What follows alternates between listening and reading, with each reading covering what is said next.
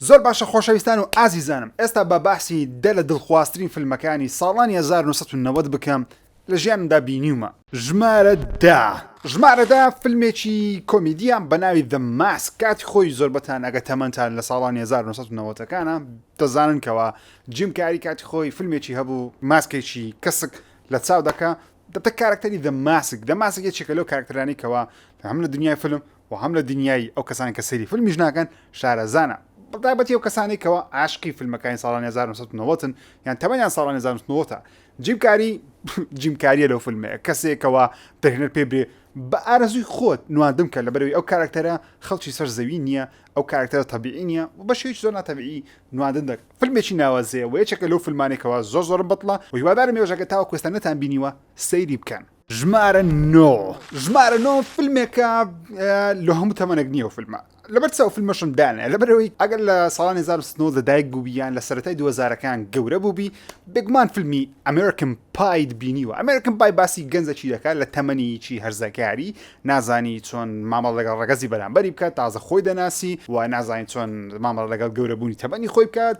تێدەگەن مەبەستم چییە؟ ئەو فیلمە زۆر بە جوانی کێشەکانی گەنجێکی هەرزەکار نیشان دەدا لەو تەمەنانی کەەوە نازانی چ بکات چنەکە گەر بێت و لە ژۆرشتی بجوڵێت. جا فیلمێکە بە هەموو تەمەنێک نییە، بەڵام یەکێکە لە دڵخوازترین فیلمەکانی ساڵانی 1990 چەند جارێکم بینیوە، چەند بەشێکی 7 بەشی 6 بەشی هەیە بەشەکانە بینیوە لەگەڵ هاوڕێکانم کاتی خۆ لە قوتابخانە بەردەوام باسی ئەو فیلمەمان دەکرد. نازانم بینیوتیان یان خود ناگەر هێشتا بینیوە تەمەنت لە سەر 10 ساڵانە کاتەکەم سەیری بکەین. ژمارە 8 فیلمی The Truman Show، فیلمێکی دیکەی جیم کاریە. بەڕاستی ساڵانی 1990 جیم کاری ئەکتەریشی ناوازە بوو، لە زۆر فیلمی جیاواز بەشداری کردە، بەڵام فیلمی The Truman Show لایەنێکی دیکەی جیم کاری پیشاندا، ئەویش لایەنە مرۆڤایەتیەکەتی ئەو لایەنێکە هەست و سۆزی بەرامبەر شتەکان هەیە. ئەو فیلمە باسی ڕاستی ئینسان دەکات، باسی ئەوەی دەکەکەوە ئینسانێک ئەگەر بێت و هێزێکی بەدەستکەویتن چۆن مامەڵ لەگەڵ ئەو هێزەی دەکات. جیم کاری ڕۆڵیشی ناوازە دەژێر و یەکێکە لە فیلمە هەرە سەرنجڕاکێشەکانی ساڵانی 1990 یەکێکە لە دڵخوازترینەکانیشم پێم وایە ئێوەش پێویستە سەیری بکەن. ژمارە 7 دڵخوازترین فیلمم لە ساڵانی 1990 ژمارە 7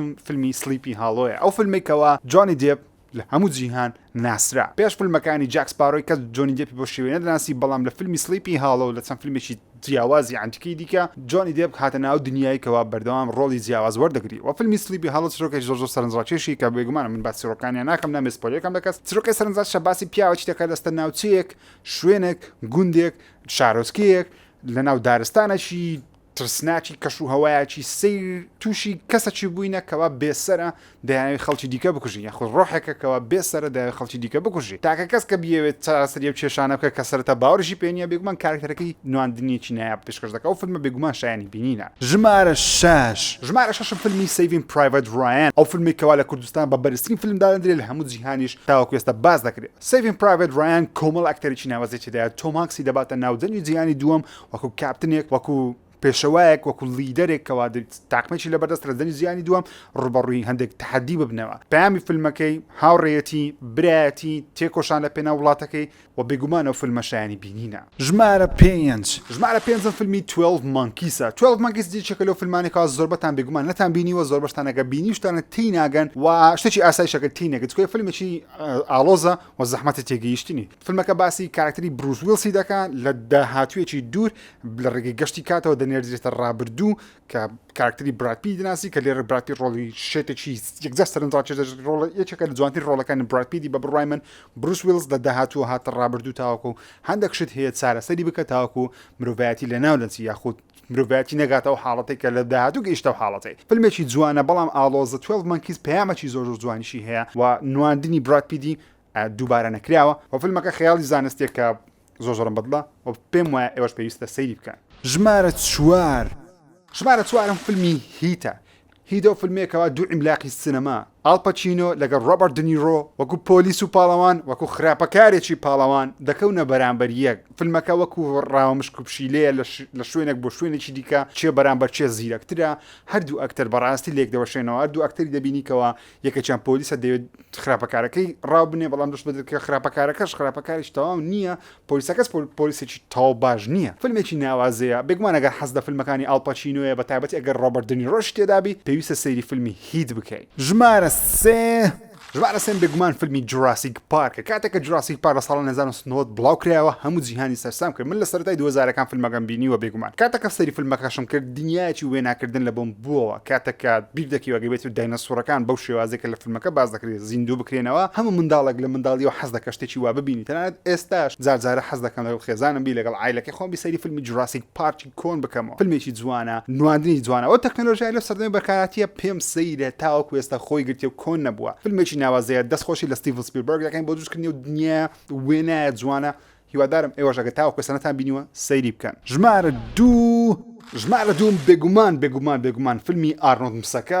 کە لە کوردستانەوە پێدەگۆ بەتاوەتی لە هەولێر یاخود فیلمی تەرمینەیتەر 2 جەجمنت دێ تەرمینەیتەر 2 کاتەکە و فیلمە لە ساڵانی 1990 بڵاو کرایەوە لە سەرەتای 2000ەکان لە کوردستان بەهێزترین فیلم بۆ ئەو فیلمە بکرێت سەر دەوی هەموو خەڵکی و بەتایبەتی خەڵکی منداڵەکان لە قوتابخانە داود فیلمی ئارنۆلد مسەکەت بینیوە یاخود سیدیمان دەگۆڕی ئەو دەیداوی سەیرمان دەکرد فیلمێکی ناوازیەوە تاوەکو ئێستاش بە چەندین ڤێژنی جیاواز بڵاو کرێتەوە بە 3D بە ئەڵترا ئەچ بە 4K بە هەزار شێوەیە جیاواز بڵاو کرد لەبەرەوەی فیلمێکی نایابە جیمس کامرۆن کارێکی دەرهێنانی یەکجار ناوازەی بۆ کردیە واروەها نواندنەکەی ئارنۆلد شوارزنێگر وەکو کارکتەری تەرمینەیتەر بێگومان لەبیر نەکراوە شتێکە کە هەرگیز دەبیر ناکرێت کارکتەری سارا کۆنەر بەجددی لێرە وەکو ئافرەتێکی پاڵەوان دەبینی پێشەوەی وەندەرومن بێ پێشەوەی کاپتن مارڤڵ بێ پێشەوەی فیلمەکانی ئەڤێنجەرز ئەوانە بێت کە ئافرەت گەورەکرێ لەو فیلمەی پاڵەوانێکی بڕاستەقینەی ئافرەت دەبینی کە سارا کۆنەر لە ساڵانی 1990ەکان باس کرێ فیلمێکی نایابە خەیاڵی زانستی ئاکشن سێت پیسی ناوازە جیمس کامرۆن عفیا فیلمێکی نایابە پێویستە بیبینێکە تاوەکو ئێستا نەتبینیوە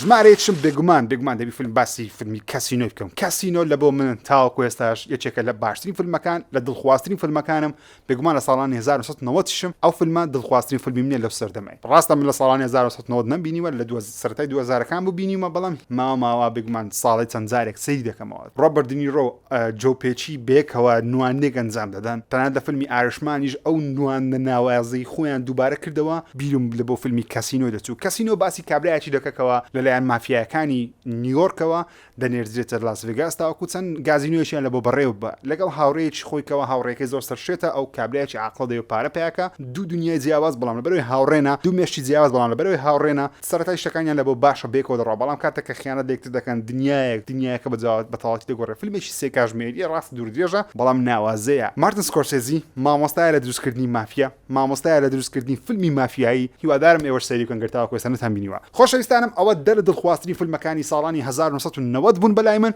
دڵخوازترین فیلمەکانی ئێوە لەو سەردەمە چییە بۆ بینینی بابەتی باشتر و جوانتر لایکی ڤیدیۆ سابسکرایب تکایە لە بیر مەکە ڕێز خۆشەویستم قوڵکەن خواتان لەگەڵ